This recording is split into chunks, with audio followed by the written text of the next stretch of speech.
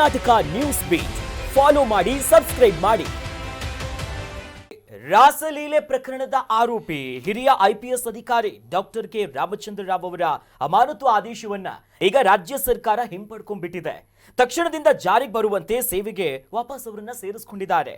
Director general of police manual ಹುದ್ದೆಗೆ ಅವರನ್ನ ನೇಮಿಸುವಂತ ಕೆಲಸ ಆಗಿದೆ. ಈ ಹುದ್ದೆಯನ್ನ ಸಿಐಡಿ ಡಿಜಿಪಿ ಹುದ್ದೆಗೆ ಸಮನಾಗಿದೆ ಅಂತ ಅದನ್ನ ಪರಿಗಣಿಸಿದ್ದಾರೆ. ಜೊತೆಲಿ ಈಗ ಪವರ್ಫುಲ್ ಸ್ಥಾನವನ್ನೇ ಕೊಟ್ಟು ಬಿಟ್ಟಿದ್ದಾರೆ. ಈ ಬಗ್ಗೆ ಗೃಹ ಸಚಿವರು ಮತ್ತು ಎಚ್ ವಿಶ್ವನಾಥ್ ಅವರು ಮಾತನಾಡಿದ್ದಾರೆ. ಏನು ಹೇಳಿದ್ರು ನೋಡ್ ಬರೋಣ. ತನಿಖೆ ಆಗ್ತಾ ಇದೆ, ಈ ಸಂದರ್ಭದಲ್ಲಿ ಅಮಾನತು ವಾಪಸ್ ತಗೊಳ್ಳೋದು ಸರಿ ತಪ್ಪು ನನಗೆ ಹೇಳಕ್ ಬರೋದಿಲ್ಲ. ಅದು DPRನವರು ಮುಖ್ಯಮಂತ್ರಿಗಳಿಗೆ ಬರುತ್ತೆ, ಅವರು ತೀರ್ಮಾನ ತಗೊಂಡಿದ್ದಾರೆ. ಅವರ ರೆಪ್ರೆಸೆಂಟೇಷನ್ ಕೊಟ್ಟಿರೋದು ಗೊತ್ತಿತ್ತು ನನಗೆ. ನಾನು ರಿಟೈರ್ಡ್ ಆಗ್ತಾ ಇದ್ದೀನಿ, ನನಗೆ ಪೆನ್ಷನ್ ಸೆಟಲ್ಮೆಂಟ್ ಎಲ್ಲ ಆಗೋದಕ್ಕೆ ಇದು ಮಾಡಬೇಕು, ಎನ್ಕ್ವೈರಿ ಮತ್ತೊಂದು ಮುಂದುವರಿಸ್ಕೊಳ್ಳಿ ನೀವು ಅಂತೇನೋ CMಗೆ ರೆಪ್ರೆಸೆಂಟೇಷನ್ ಕೊಟ್ಟಿದ್ರು ಅಂತ ಹೇಳಿ ಅವರು ತೀರ್ಮಾನ. ತನಿಖೆ ಮುಂದುವರಿಯುತ್ತೆ ಸರ್ ಆ ಕೇಸ್ ವಿಚಾರ? ಮುಂದುವರಿಲೇಬೇಕಲ್ಲ, ಮುಂದುವರಿಲೇಬೇಕು. ಅಂತಿಮವಾಗಿ ತನಿಖೆ ತೀರ್ಮಾನ ಆಗೋವರೆಗೂ ಅದನ್ನು ತನಿಖೆ ಮಾಡೇ ಮಾಡ್ತಾರೆ. ಆಮೇಲೆ ತನಿಖೆಯಲ್ಲಿ ಏನು ಬರುತ್ತೆ ಅದು ಅದರ ಪ್ರಕಾರ ಡಿಸಿಷನ್ ತಗೊಳ್ತಾರೆ. ಯಾಕೆಂದರೆ ಅನೇಕ ಸಂದರ್ಭದಲ್ಲಿ ಪೆನ್ಷನ್ಗಳೆಲ್ಲ ಹಿಡ್ದಾಕಿರೋದೆಲ್ಲ ನಾವು ನೋಡಿದ್ದೀವಿ ಸರ್ಕಾರದಲ್ಲಿ, ಅದನ್ನು ಮಾಡ್ತಾರೆ. ಈ ಆಡಳಿತ ಇಡೀ ದೇಶದ ನಮ್ಮ ವ್ಯವಸ್ಥೆಯನ್ನು ಅಣಕಿಸುವಂತಹದ್ದಿದು. Director general of police, highest order of police in the department, in the state, ಅವ್ರನ್ನ ನೀವು ರಿವೋಕ್ ಮಾಡಿ ಈಚೆ ಬಿಟ್ಟಿದ್ದೀರಿ. ಎಂತ ಈ ಸರ್ಕಾರದಲ್ಲಿ ಏನಾದರೂ ಬೆಲೆ ಇದೆಯಾ? ಕಾನೂನಿ ಬೆಲೆ ಇದೆಯಾ? ಕಾಕಿ ತೊಟ್ಟು ಆಡಿದ ಕಳ್ಳಾಟ ಸತ್ಯ ಅಂತ ತನಿಖೆಯಲ್ಲಿ ಹೇಳ್ತಿದ್ದಿದೆ. AI ಎಲ್ಲ ಡಿಫೇಕ್ ಅಲ್ಲ ಅಂತ ಕಣ್ಣಾರೆ ಕಂಡಿದ್ದು ತಪ್ಪಾಗ್ಬಿಡ್ತಾ. ಹಿರಿಯ ಅಧಿಕಾರಿಗಳು ಇಂಥ ವಾಪಸ್ ಅಧಿಕಾರ ಕೊಡ್ತಂತಂದ್ರೆ ಯಾವ ಲೆವೆಲಲ್ಲಿ ಹೋಗ್ತಿದೆ ಆಡಳಿತ ವ್ಯವಸ್ಥೆ? ವಿಶೇಷವಾದ ಸ್ಥಾನಮಾನವನ್ನ ಕ್ರಿಯೇಟ್ ಮಾಡಿ ಕೊಡ್ತಾ ಇದ್ದಾರಂತೆ. ಹೌದಾ? ಪೊಲೀಸ್ ಮ್ಯಾನ್ಯುವಲ್ ಅಂತ ಹೇಳಿ ಒಂದು ಹೊಸ ಹುದ್ದೆಯನ್ನೇ ಕ್ರಿಯೇಟ್ ಮಾಡಿ ಈ ಹಿರಿಯ ಅಧಿಕಾರಿಗೆ ಬೀಳ್ಕೊಡುಗೆಗೆ ತಯಾರು ಮಾಡ್ಕೊಂಡಿರುವಂಥದ್ದು ಸರ್ಕಾರ.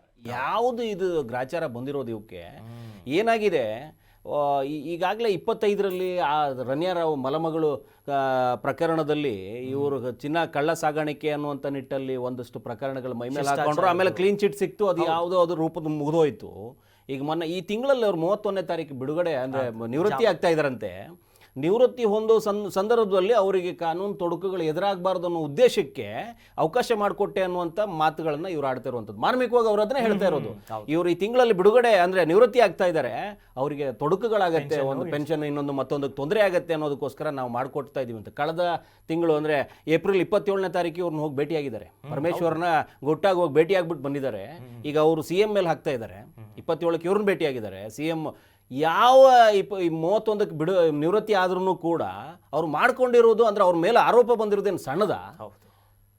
ಇಷ್ಟೊಂದು ದೊಡ್ಡ 93ರ ಬ್ಯಾಚ್ನ IPS ಅಧಿಕಾರಿ, ಹಿರಿಯ ಅಧಿಕಾರಿ ತನ್ನ ಕಚೇರಿ ಅನ್ನಲಾದ ಆ ಒಂದು ಕೊಠಡಿಯಲ್ಲಿ ತಾನು ಯಾವುದೋ ಅನುಚಿತವಾಗಿ ಮಹಿಳೆ ಜೊತೆ ವರ್ತನೆ ಮಾಡಿ ಸಿಕ್ಕಾಕೊಂಡಿರೋದು ವಿಡಿಯೋ ಬಂತು ಈಚೆಗೆ. ಅದು ತನಿಖೆ ಹಂತದಲ್ಲಿದೆ, ಇನ್ನು ಶಿಸ್ತು ಕ್ರಮದ ತನಿಖೆ ಆಗ್ತಾ ಇದೆ ಅವ್ರ ಮೇಲೆ ತಗೊಳ್ಳುವಂಥದ್ದಕ್ಕೆ. ಇವ್ರು ತಗೊಂಡ್ಬಿಟ್ಟು ಅವ್ರಿಗೇನೋ ತೊಡಕಾಗತ್ತೆ ಅನ್ನುವಂಥ ನಿಟ್ಟಲ್ಲಿ ತಗೊಂಬಂದು ಇನ್ನೊಂದು ಯಾವುದೋ ಹುದ್ದೆಯನ್ನು ಸೃಷ್ಟಿ ಮಾಡಿ ಕೊಡ್ತಾ ಇದ್ದಾರೆ ಅಂತಂದ್ರೆ ನೀವು ಎಲ್ಲರನ್ನೂ ಸಾಕ್ತಾ ಇದ್ದೀರಿ ಅಂತ ಆಯ್ತು. ನೀವು ಅನಾಚಾರಿಗಳನ್ನ ಸಾಕ್ತಾ ಇದ್ದೀರಿ ಅನ್ನೋದಕ್ಕೆ ಒಂದು ಸ್ಪಷ್ಟ ಉದಾಹರಣೆ ಕೊಟ್ಬಿಟ್ರಿ ಸರ್ಕಾರ. ತಗೊಂಬಂದು ಸಾರ್ವಜನಿಕ ವಲಯದಲ್ಲಿ ದೊಡ್ಡ ಅನುಮಾನಕ್ಕೆ ಒಂದು ಹಾದಿ ಮಾಡಿಕೊಟ್ಬಿಟ್ರಿ. ನೀವು ಎಲ್ಲದಕ್ಕೂ ತಯಾರಿದ್ದೀರಿ ಅಂತ ಆಯ್ತು. ಅವರಿಗೆ ವ್ಯವಸ್ಥೆ ಮಾಡಿಕೊಡೋದಕ್ಕೋಸ್ಕರ ನೀವು ಸಾರ್ವಜನಿಕ ವಲಯದಲ್ಲಿ ಈ ಒಂದು IPS ಶ್ರೇಣಿಯ ಅಧಿಕಾರಿ ಈ ಮಟ್ಟಕ್ಕೂ ಇಳಿಬಲ್ಲ ಅನ್ನುವಂಥದ್ದು ತೋರಿಸಿದಂಥ ಅಧಿಕಾರಿಯನ್ನ ಎಲ್ಲೋ ತಗೊಬಂದು ಕೂತ್ಕೋತೀರಿ, ಮತ್ತೆ ಗೌರವಯುತ ಸ್ಥಾನದಲ್ಲಿ ತಗೊಬಂದು ಕೂರಿಸ್ತೀರಿ ಅವ್ರನ್ನ ಅಂತಂದರೆ ಇದು ಸ್ಪಷ್ಟವಾದ ದುರಾಡಳಿತ ಅನ್ನುವಂಥದ್ದು. ಇಲ್ಲದೇ ಇದ್ರೆ ಈ ಮಟ್ಟಕ್ಕೆ ತಗೊಂಬಂದು ಕೂರಿಸ್ಕೊಳ್ಳೋದಕ್ಕೆ ಆಗೋದೇ ಇಲ್ಲ. ಅವ್ರು ಮಾಡ್ಕೊಂಡಿರೋ ಅನಾಚಾರಕ್ಕೆ ಅವ್ರಿಗೆ ತೊಡಕಾಗತ್ತೆ. ನೀವ್ಯಾರನ್ನ ಸರಿಪಡಿಸ್ಕೊಳ್ಳೋದಕ್ಕೆ ಬೇಡ್ಕೊಳ್ಳೋದಿದ್ರೆ ಕಾನೂನು ಅಡಿಯಲ್ಲಿ ಬೇಡ್ಕೊಳ್ಳಿ. ತಪ್ಪುಗಳು ಇಲ್ಲ, ನಾನು ತಪ್ಪು ಮಾಡಿಲ್ಲ ಅನ್ನೋದೇನಿದ್ರೆ ದಾಖಲಾತಿ ತಗೊಂಡೋಗಿ ಕೊಡ್ಲಿ ಸರ್ಕಾರ. ನೀವೇನು ಮಾಡುವಂಥದ್ದಲ್ಲಿ ಕಾನೂನಿಗಿಂತ ದೊಡ್ಡವರಾಗಿ ನೀವು ಕೂತ್ಕೊಂಡ್ಬಿಟ್ಟು ನಿಮ್ಮದೇ ಆದ ಒಂದು ಸೃಷ್ಟಿ ವ್ಯವಸ್ಥಿತವಾಗಿ ಅವ್ರನ್ನ ತಗೊಂಬಂದ್ಬಿಟ್ಟು ಸೇಫ್ ಗಾರ್ಡ್ಗೆ ಮಾಡ್ತೀರಿ ಅಂತಂದ್ರೆ ಕಾಳಜಿ ಅದು ಎಲ್ಲಿಂದ ಬರುತ್ತೆ? ಯಾವ ವ್ಯವಸ್ಥೆ ಅಡಿ ವಿಶೇಷ ಕಾಳಜಿ ಬರ್ತಾ ಇದೆ? ಸರ್ಕಾರಕ್ಕೆ ಚೀಮಾರಿ ಹಾಕುವಂತ ಕಾಲ ಬರಬೇಕು. ಇಂಥ ಪ್ರಕರಣಗಳು ನಿಮ್ಮನ್ನ ಸಿಲುಕಿಸ್ತಾವ್ ನೋಡಿ ಸಂಕಷ್ಟಕ್ಕೆ. ಹೌದು. ಮಾಡ್ಕೊಂಡಿರೋದೇ ತುಂಬಾ ಇದೆ. ನಿಮ್ಮ ಕಾಲ್ ಕೆಳಗಡೆನೆ ಎಲ್ಲ ಬೆಳೆದ್ ನಿಂತ್ಕೊಂಡ್ಬಿಟ್ಟಿದಾವೆ. ಅದ್ರ ಅಡಿಯಲ್ಲಿ ಮತ್ತೆ ಇಂಥವಲ್ಲ. ಯಾರು ಬುದ್ಧಿ ಹೇಳ್ಕೊಡ್ತಾರೆ, ಯಾರು ಇದಕ್ಕೆ ವ್ಯವಸ್ಥೆ ಮಾಡ್ಕೊಡ್ತಾರೆ, ಇದಕ್ಕೊಂದು ವ್ಯವಸ್ಥಿತ ಸಂಚೇನಾರು ಮಾಡ್ತಾ ಇದಾರೆ ನಿಮ್ಮನ್ನು ಇಳಿಸ್ಕೋದಕ್ಕೆ. ಇಡೀ ಸರ್ಕಾರವನ್ನ ಮುಲಾಜಿಲ್ದೆ ಈಚೆ ಹಾಕುವಂತ ಪ್ರಯತ್ನಗಳಿವಲ್ಲ. ಹೌದು. ನಾಚಿಕೆಗೇಡನ್ ಸಂಗತಿ. ಇದನ್ನೆಲ್ಲ ಹೆಂಗ್ ಮಾಡ್ಕೋತೀರಿ ನೀವು? ಆತ ಏನಾದರೂ ದೇವಸ್ಥಾನ ಕಟ್ಟಿ ಅಥವಾ ಇನ್ನೊಂದೇನೋ ಮಾಡಿ ಸಣ್ಣ ಸಣ್ಣ ಇದಕ್ಕೆ ಮಾಡಿರುವಂಥದ್ದಲ್ಲ.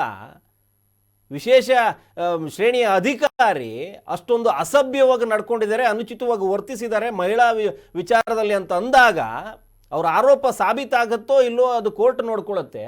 ಅದ್ರ ಮಧ್ಯದಲ್ಲಿ ತಗೊಂಬಂದ್ಬಿಟ್ಟು ವಿಶೇಷ ಹುದ್ದೆ ಕ್ರಿಯೇಟ್ ಮಾಡ್ಕೊಂಡು ತಗೊಂಬಂದು ನಿಲ್ಲಿಸ್ಕೋತಿರಲ್ಲ ನಿಮ್ಮ ಹಣೆ ಬರಕ್ಕೆ. ಇದನ್ನ ನೀವೇ ಉತ್ತರಿಸ್ಬೇಕೀಗ. ಬೇರೆ ಆಪ್ಷನೇ ಇಲ್ಲ ನಿಮಗೆ. ಸಾರ್ವಜನಿಕರಿಗೆ ನೀವೇ ಉತ್ತರ ಕೊಡ್ಬೇಕು. ಯಾವ ಆಧಾರದಲ್ಲಿ ಅವನು ತಗೊಂಬಂದ್ಬಿಟ್ಟು ಮುಂದಕ್ಕೆ ನಿಲ್ಸ್ಕೊತಿದ್ದೀವಿ ಅಂತ ತೊಡಕಾಗತ್ತಂತೆ. ಗೃಹ ಸಚಿವರು ಮಾತಾಡ್ತಾ ಇರುವಂಥದ್ದು. ಬೇರೆ ಯಾವುದು ಗೊತ್ತಿರಲ್ಲ ಇವರಿಗೆ. ಬೇರೆ ಏನೇ ಕೇಳ್ರಿ ಗೊತ್ತಿಲ್ಲ ಅಂತಾರೆ. ಇದನ್ನ ಮಾತ್ರ ತೊಡಕಾಗತ್ತೆ ಅಂತ ಹೇಳ್ತಾ ಇದ್ದಾರೆ. ಇದು ಒಂದು ಗೊತ್ತಿದೆ ಅವ್ರಿಗೆ, ಮಿಕ್ಕಿದ ಯಾವುದು ಗೊತ್ತಿಲ್ಲ. ಅನಾಚಾರಿಗಳನ್ನ ಸಾಕಿ ಸಲ್ಲುತ್ತಾ ಇದ್ದೀರಿ. ಅಸಹ್ಯ ಆಗಬೇಕು ನಿಮ್ಗಳಿಗೆ. ಅವ್ರು ಮಾಡಿರುವಂಥದ್ದನ್ನು ಇನ್ನೂ ವಿಚಾರಣಾ ಹಂತದಲ್ಲಿದೆ. ನೀವು ಅವರನ್ನು ಆರೋಪಿ ಅಲ್ಲ ಅನ್ನುವಂಥ ನಿಟ್ಟಲ್ಲಿ ತಗೊಂಬಂದು ವಿಶೇಷ ಅಧಿಕಾರ ವ್ಯವಸ್ಥೆ ಮಾಡಿಕೊಡ್ತೀರಿ ಅವರಿಗೆ ಅಂತಂದರೆ, ಹುದ್ದೆಯನ್ನು ಕ್ರಿಯೇಟ್ ಮಾಡ್ತೀರಿ ಅಂತಂದರೆ, ನಿಮ್ಮ ವ್ಯವಸ್ಥೆ, ನಿಮ್ಮ ಆಡಳಿತ ವ್ಯವಸ್ಥೆ ಎಷ್ಟು ಹದಗೆಟ್ಟಿದೆ ಅನ್ನೋದನ್ನು ಮತ್ತೆ ಮತ್ತೆ ಪ್ರೂವ್ ಮಾಡ್ತಾ ಇದ್ದಾರೆ. ಇಂಥ ಪ್ರಕರಣಗಳನ್ನು ಮುನ್ನೆಲೆಗೆ ತರ್ತಾರೆ.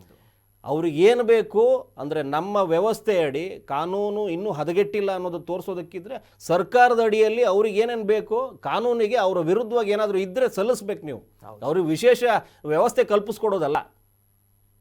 ನೀವಿದ್ದಾಗ ನಿಮಗೊಂದಷ್ಟು ಸಹಾಯ ಮಾಡಿರ್ತಾರೆ, ಅದರದ್ದು ಈ ಲೆಕ್ಕಾಚಾರಗಳನ್ನು ಅವರಿಗೆ ಸಲ್ಲಿಸ್ತಾ ಇದ್ದೀರಿ ಅಷ್ಟೇ. ಜನ ನೋಡ್ತಾ ಇದ್ದಾರೆ.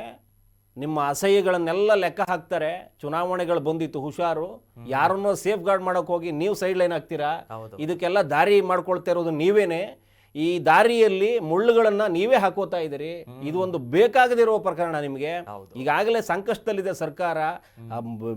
ಎಲ್ಲ ಖಾಲಿ ಮಾಡ್ಕೊಂಡು ಕೂತಿರೋ ಸರ್ಕಾರ ಆಡಳಿತವನ್ನು ನಡೆಸಬೇಕೋ ಬೇಡವೋ, ಪವರ್ ಶೇರಿಂಗ್ ಬೇಕೋ ಬೇಡವೋ, ಅಥವಾ ಸಂಪುಟ ಪುನರ್ರಚನೆ ಬೇಕೋ ಬೇಡವೋ, ಇದನ್ನೇ ಸಾರ್ವಜನಿಕ ವಲಯದಲ್ಲಿ ದಿನನಿತ್ಯ ಚರ್ಚೆಗೀಡಾಗ್ತಿರ್ಬೇಕಾದ್ರೆ ಇದೊಂದು ಅಸಹ್ಯವನ್ನು ತಂದು ನೀವೇ ಮೈಮೇಲೆ ಹಾಕೊಂಡಿದ್ದೀರಿ. ಜನರ ಮುಂದೆ ನೀವೇ ತೋರಿಸ್ಕೋತಾ ಇದ್ದೀರಿ. ನಾವು ಇಂಥ ಅಸಹ್ಯಗಳನ್ನ, ಅನಾಚಾರಿಗಳನ್ನ ಮೆರೆಸ್ತೀವಿ ಅನ್ನೋದನ್ನು ತೋರಿಸ್ತಾ ಇದ್ದೀರಿ. ತುಂಬ ದೊಡ್ಡ ಅಸಹ್ಯದ ಕೆಲಸಕ್ಕೆ ಮುಂದಾಗಿದೆ ಸರ್ಕಾರ. ಚೀಮಾರಿ ಹಾಕಬೇಕು. ಸಾರ್ವಜನಿಕ ವಲಯದಲ್ಲಿ ಇದನ್ನು ದೊಡ್ಡ ಮಟ್ಟಕ್ಕೆ ತಗೋಬೇಕು. ಅಸಹ್ಯದ ಪ್ರಕರಣ ಅನ್ನೋದು ತಗೋಬೇಕು. ಯಾಕಂದ್ರೆ ಇನ್ನೂ ಶಿಸ್ತು ಕ್ರಮಕ್ಕೆ ಬಾಕಿ ಇದೆ. ಪ್ರಕರಣ ನಡೀತಿರ್ಬೇಕಾದ್ರೆ ಅವರನ್ನು ಅಮಾನತು ರದ್ದು ಮಾಡೋದಕ್ಕೆ ಯಾರು ನೀವು ಸೃಷ್ಟಿ ಮಾಡಿ ತಗೊಂಬಂದು ಒಳಗಡೆ ಕೂತ್ಕೊಳ್ಳೋದು? ಕೋರ್ಟ್ ಕೂಡ ಕೇಳುತ್ತೆ ನಿಮ್ಮನ್ನ, ಯಾವ ಆಧಾರದ ಅಡಿಯಲ್ಲಿ ಅವ್ರನ್ನ ಮತ್ತೆ ವಾಪಸ್ ತಗೊಂಬಂದ್ರಿ ಅಂತ. ಹಾಗಾದ್ರೆ ಕೋರ್ಟ್ಗೆ ಯಾಕೆ ಕೇಸ್ ತಗೊಂಬಂದ್ರಿ ಅಂತಾನೂ ಕೇಳುತ್ತೆ. ಸರ್ಕಾರಕ್ಕೆ ಚೀಮಾರಿ ಹಾಕತ್ತೆ ಕೋರ್ಟು ಸದ್ಯದಲ್ಲೇ. ನೋಡ್ತಾ ಇದ್ದಾರೆ. ಯಾಕಂದ್ರೆ ಒಂದ್ ಕಡೆಯಲ್ಲಿ 56,000 ಹುದ್ದೆಗಳೇನ್ ಖಾಲಿ ಇದೆ. ಪರೀಕ್ಷಾರ್ಥಿಗಳು ಬಿಡ್ಕೊಂಡು ಕಾಯ್ತಿದ್ದಾರೆ. ಇವ್ರು ಪರೀಕ್ಷೆ ಮಾಡ್ತಾರೆ, ನಮ್ಗೊಂದು ಉದ್ಯೋಗ ಕೊಡ್ತಾರೆ ಅಂತ. ಆದ್ರೆ ಇವ್ರು ಮಾಡೋದೆಲ್ಲ ಇಂಥ ಅನಾಚಾರಗಳೇ. ಇವ್ರು ಎಲ್ಲವೂ ಇದನ್ನೇ ಮಾಡ್ಕೊಂಡು ಕೂತ್ಕೊಂಡಿರ್ತಿರೋಂಥದ್ದು. ಈಗ ನೀವು ಹೇಳ್ದಂಗೆನೆ ಮಾಡುವಂತ ಕೆಲಸಗಳನ್ನ ಬಿಟ್ಬಿಟ್ಟು ಇಂಥವನ್ನ ತಗೊಂಬಂದು ಮೈ ಮೇಲೆ ಹೇಳ್ಕೊತಾರೆ. ಅದೇ ಅಸಹ್ಯನ ಮೈ ಮೇಲೆ ಹೇಳ್ಕೊಂಡು ಇವರೇ ಅಸಹ್ಯಾಗಿ ನಿಂತ್ಕೋತಾ ಇದ್ದಾರೆ. ಅಂತ ಅನಾಚಾರಿನ ಇನ್ನೂ ಆರೋಪ ಇದೆ. ಸಾಬೀತಾಗಿ ಇನ್ನೊಂದಾಗಿ ಮತ್ತೊಂದಾಗಿ ಅವರ ಗೌರವಯುತವಾಗಿ ಅವ್ರ ನಿವೃತ್ತಿ ಗೊಳಿಸಬೇಕು ಅನ್ನೋಂಥದ್ದು ನಿಮ್ಮಲ್ಲಿ ಏನಾದರೂ ಇದ್ರೆ ಕಾನೂನು ರೂಪದಲ್ಲಿ ಅವ್ರಿಗೆ ಏನೇನು ಬೇಕು ಪೂರಕವಾದ ದಾಖಲಾತಿ ಕೊಡಿಸಿ, ಕಾನೂನು ಹೋರಾಟ ನಿಮ್ಮ ಸರ್ಕಾರದ ಅಡಿಲೇ ಮಾಡಿಸಿ. ಹಂಗೇನಾದ್ರು ಇದ್ರೆ ವಿಶೇಷ ಅಧಿಕಾರದಡಿ ಅವ್ರನ್ನ ತರ್ತೀರಿ ಅಂತಂದ್ರೆ ಅದಕ್ಕೂ ನೀವು ಸಿದ್ಧವಾಗಿರ್ತೀರಿ ಅಂತಾನೆ ಲೆಕ್ಕನೆ. ವ್ಯವಸ್ಥೆಯನ್ನ ಹದಗೆಡಿಸೋದಕ್ಕೆ ಏನೇನು ಮಾಡ್ಕೋಬೇಕು ಅಷ್ಟನ್ನು ಮಾಡ್ತೀವಿ ನಾವು ಅನ್ನೋಂಥದ್ದನ್ನ ತೋರಿಸ್ಬಿಟ್ಟು, ಯಾವುದೋ ಒಬ್ಬ ಅಧಿಕಾರಿಯನ್ನ ನೀವು ಓಲೈಸೋದಕ್ಕೆ ಹೋಗಿ ಅವ್ರನ್ನ ಮೇಲೆತ್ಕೊಳ್ಳೋಕೆ ಹೋಗಿ ನೀವು ಅಸಹ್ಯನ ಮೇಲೆತ್ಕೊಂಡಿದ್ದಾರೆ. ಸರ್ಕಾರನ, ಇಡೀ ಸರ್ಕಾರದ ವ್ಯವಸ್ಥೆಯನ್ನೇ ಅನುಮಾನದಲ್ಲಿ ನೋಡಬೇಕು ಅಂತ ವ್ಯವಸ್ಥೆಗೆ ತಂದಿಟ್ಕೊಂಡ್ಬಿಟ್ರಿ ಇವತ್ತು. ಈ ಹದಗೆಟ್ಟಿರೋ ವ್ಯವಸ್ಥೆಯನ್ನ ಜನರ ಮುಂದೆ ತಗೊಂಡು ಹೋಗ್ತಿರಲ್ಲ ನೀವು. ಇಷ್ಟೊಬ್ಬ ಇನ್ನೂ ಇದೆ, ಹಸಿಯಾಗೇ ಇದೆ ಅಂತದನ್ನ ಮೆತ್ಕೊಂಡ್ಬಿಟ್ರಲ್ಲ ಮೈಗೆ. ಪುಟ್ಟ ತಪ್ಪಿಗೆ ಪೊಲೀಸರ ಮೇಲೆ ಕೈ ಮಾಡಕ್ ಸಿದ್ದರಾಮಯ್ಯ ಕೈ. ಮತ್ತೆ ಮಾಧ್ಯಮದವ್ರು ಏನೋ ಕೇಳಿ ಸಿಡಿಮಿಡಿಗೊಳ್ತಾರೆ, ಅದೇನೋ ಮಾಡ್ತಾರೆ. ಇಂಥ ಪ್ರಕರಣ ಅವ್ರಿಗೆ ಕಾಣಿಸೋದೇ ಇಲ್ಲ. ಈ ಪ್ರಕರಣದಲ್ಲಿ ಅವರು ಯಾವ ರೀತಿ ತಗೋತಾ ಇದ್ದಾರೆ. ಗೃಹ ಸಚಿವರು ಯಾವುದು ಗೊತ್ತಿಲ್ಲ ಅಂದವ್ರು ಇಲ್ಲೆಲ್ಲ ಗೊತ್ತಿರೋ ಥರನೇ ಮಾತಾಡ್ತಾ ಇದ್ದಾರೆ. ಅವರು ಏನೂ ಅಲ್ಲ ಅನ್ನುವಂಥದ್ದನ್ನ ಗೌರವಯುತವಾಗಿ ನಿವೃತ್ತಿ ಘೋಷಣೆ ಮಾಡಬೇಕು ಅನ್ನುವಂಥದ್ದು ಏನಾದ್ರು ಇದ್ದು ಮತ್ತೆ ಅವ್ರನ್ನ ಕಾನೂನು ರೀತಿಯಲ್ಲಿ ಈಚೆ ತಗೊಂಬರೋದಕ್ಕಿಂತ ಅವ್ರು ಯಾರಿಗೋ ತೊಡಕಾಗತ್ತೆ ಅಂತ ಇವ್ರನ್ನೇನೋ ಸೇಫ್ ಗಾರ್ಡ್ ಮಾಡಕ್ಕೆ ಹೋಗಿದಾರಲ್ಲ, ಜನ ಇವ್ರನ್ನ ಅಸಹ್ಯವಾಗಿ ನೋಡಬೇಕು. ಕೋರ್ಟು ಕೂಡ ಇದನ್ನು ವಿಶೇಷವಾಗಿ ಪರಿಗಣಿಸುತ್ತೆ. ಕಾಲ ಸನ್ನಿಹಿತ ಆಗ್ತಾ ಇದೆ ಅಂತ ಅನ್ಸುತ್ತೆ. Yes, Karnataka news beat follow ಮಾಡಿ, ಸಬ್ಸ್ಕ್ರೈಬ್ ಮಾಡಿ.